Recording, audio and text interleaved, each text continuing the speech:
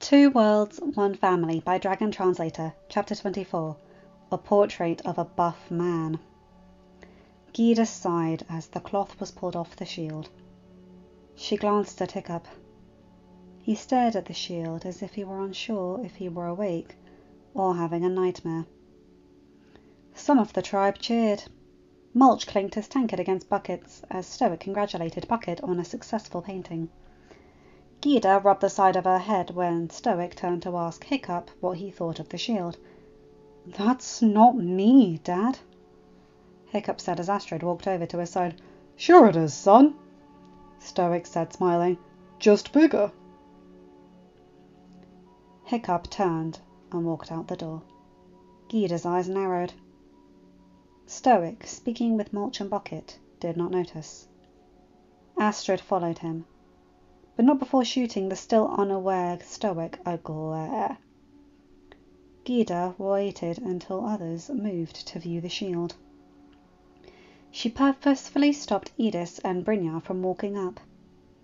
They looked at her questioningly, but Gyda gave no reasons. When Hiccup and his friends snuck back in and examined the shield of Hamish the First and the Second, Gyda moved through the crowd. At her gesture, Edith and Brynja followed. They got closer to the shield. Gyda saw those who stared in confusion, those who stared in anger, and those who stared in delight. She was grateful that there were a few in the last group. "Gyda," Stoic began, "what do you think?" Gyda stared at the shield and shook her head. She had hoped that they would not draw Hiccup looking like Snotlout. She had hoped that the changes to Burke due to them watching the movie would mean Stoic would realise what was wrong with the painting. Gyda sighed. It seemed some things did not change, no matter what happened. She had no idea what was going through Stoic's head. She had no idea why Bucket painted Hiccup that way. She really had no clue why Mulch, with his memories of the movies, declared the painting a true son of a chief. She hoped it was the mead in the tankards, and not what they were being stupid. She grunted, wondering if she was giving them too much credit. Gyda heard Edith gasp, and out of the corner of her eye, she saw the woman cover her mouth. Brynja, just beyond her, stared at the shield, and then shook his head, before giving Stoic an unreadable expression. Stoic frowned. "Chief," Gyda began softly, but Stoic stood straighter, since she used the tone when she had been telling him that their gods were angry. "Please, choose 1, 2, or 3. Stoic's eyebrows furrowed. "What do you mean, lass?" he asked. "And why are you all looking at Bucket's painting as if Gustav did it? Bucket did a good job." "Please, choose 1, 2, or 3, Chief," Gyda said, her tone still clipped. "Lass, I'll not have riddles when we are celebrating. State what you mean or move aside so others can see the shield." Gyda glared at Stoic. "How many more limbs will Hiccup have to lose, Chief? 1, 2, or 3? "What are you on about, lass?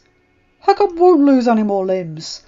"How many limbs will Hiccup have to lose before you—" She paused, looking at those in the room that were still cheering and clinking their tankards together. "Before all of you see Hiccup for who he truly is."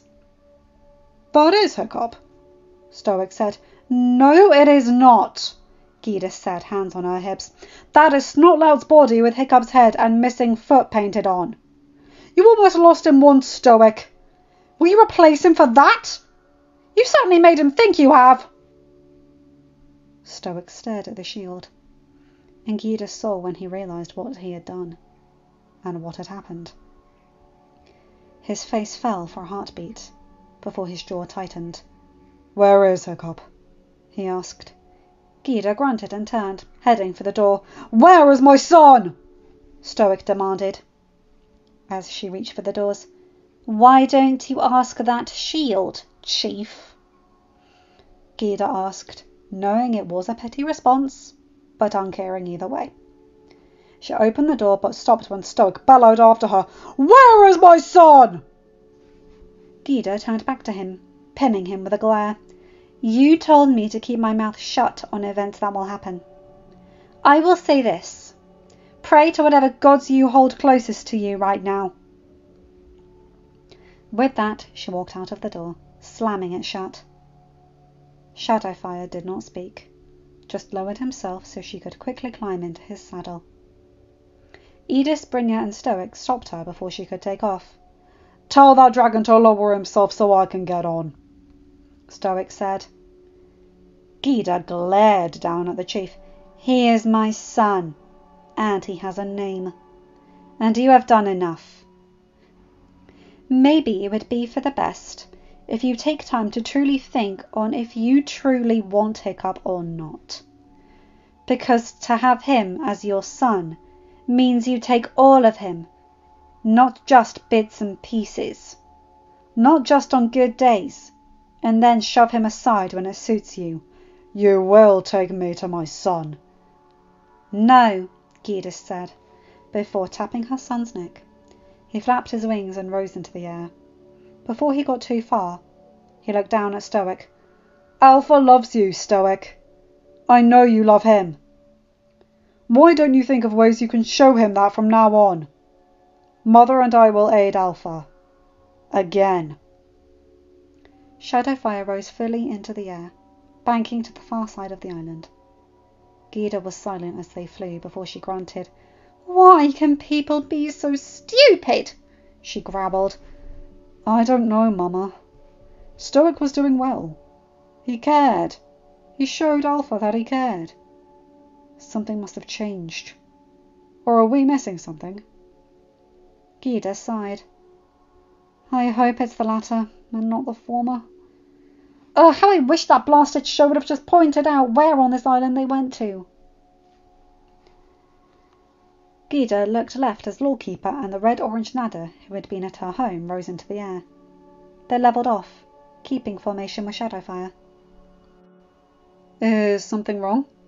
the Nada asked. "Have either of you seen Hiccup and the others?" Gyda asked. "Alpha and his inner circle passed overhead not long ago," Lawkeeper said. "They were heading for the edge of the nest where it meets the water." Gyda blinked. "I think you mean beach, Lawkeeper." "Is that what humans call the softer dirt at the water's edge?" Gyda chuckled. "Well, there are two words. One at the edge of the land meets the ocean, that water that surrounds us. The other means the edge of the land that meets a river or a stream. The skinnier waterways that snake through the land." Lawkeeper blinked. "I see. Then they headed for the beach." Lawkeeper faced towards a spot just at the village's side of Raven's Point. "That one over there." Lawkeeper turned back, flying silently for a long moment. Alpha did not seem happy. He seemed upset. Gyda sighed. They did something that was supposed to be a happy occasion, but it ended up causing Hiccup to doubt himself again. "Again?" Lawkeeper asked as the Nada shook himself and chittered. "That is part of the story they promised to tell you and the other elders." Gyda said. "I see." Lawkeeper said. "Do you need my aid?" "Sure," Gyda said. "The more the merrier. I know Hiccup and his friends will be looking for something on this island. It looks like a rock wall with markings carved upon it. Have either of you seen such?" "I have not." Lawkeeper said. "Nor have I." The Nada said, "But the female flameskin who is with us in your home said she saw something that sounds like what she... said she saw something that sounds like that when she was patrolling. She's sunning herself in a clearing near here. Can you show us?" Gyda asked. "Yes, Elder," the Nada said before diving and banking right. Shadowfire and Lawkeeper followed him. They flew straight for several wing flaps before the Nada banked left. Gyda frowned. When the Nada had banked right, his left leg curled up under his belly. As he banked left, the right leg curled up against his belly. Even with the seriousness of the situation, Gyda wondered what would happen if he had tried to zigzag through the maze-like sea stacks Hiccup and Toothless flew through. She could imagine it would look like the Nada was walking as he flew.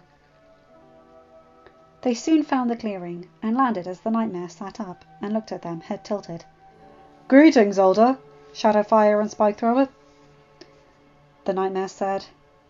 Greetings, Flameskin, Lawkeeper said. The Spikethrower says you saw a rock wall that had markings upon it.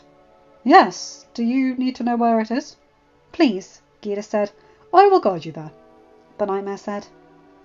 Gita smiled and all of them rose into the air and followed the nightmare. They soon found the exact wall from the TV show.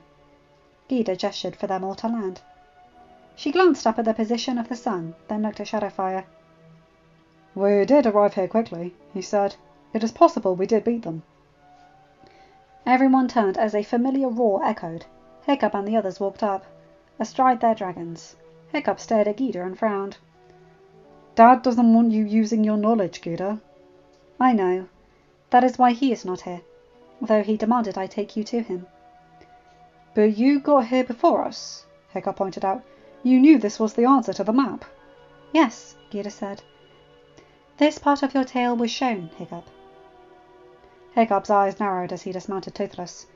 You knew what the painting would be? I knew what the tale showed. I hoped it would be different, given the message you all watched in my home. Basically, she hoped the shield would change because they saw the movie. So, you know why I have to do this? I'm not going to stop you, if that is what you are wondering, Hiccup. I understand why you feel as you do, and I know what must be done. I ask only that you take extreme care, and allow us all to go with you. I am confused, Lawkeeper said. You speak as if Elder Gita knows what lies ahead of us. Hiccup sighed. She does. Her and her family are from the future. Before that monster died, myself, my tribe, and many dragons were dragged through time to her home. There the gods showed us images of the past, my past, as well as images of our immediate future. At the image's end, we were all sent back here. Gita's arrival unlocked our memories, and our abilities to speak the common tongue. Lawkeeper blinked. He stared at Gita. It is a dangerous wind you fly upon, he said. One false flap of your wings, and much could crash. Gita sighed, closing her eyes.